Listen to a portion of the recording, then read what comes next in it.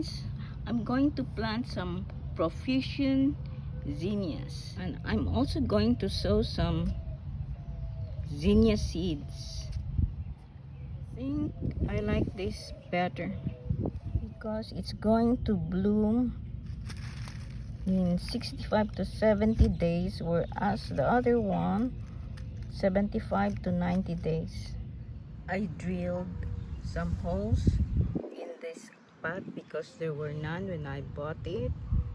Put some mulch at the bottom for good drainage.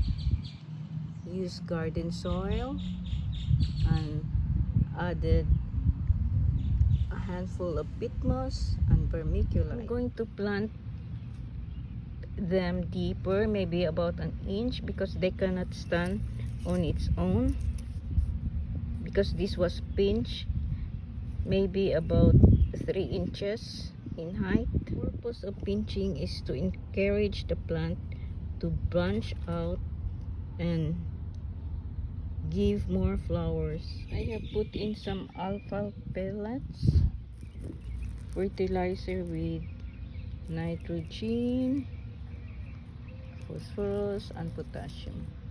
Alfalfa pellets is a good source of nitrogen.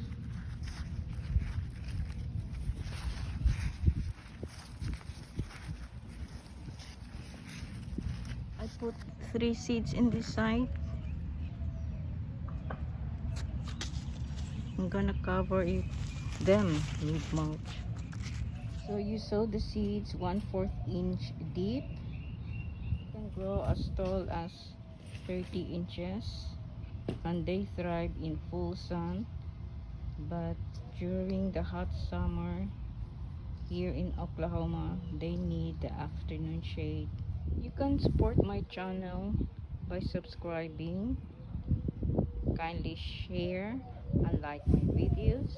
May the coming week is going to be kind to all of us. I have to clean up the mess before I can start planting. So it's clean already. Let's see what I can plant here. Those 2 plants are the eryngium and dahlia flowers. That's a tiny comfort Asiatic lily, and I'm going to plant another Asiatic lily, tiny pearl. I've thrown in some triple 13 fertilizer.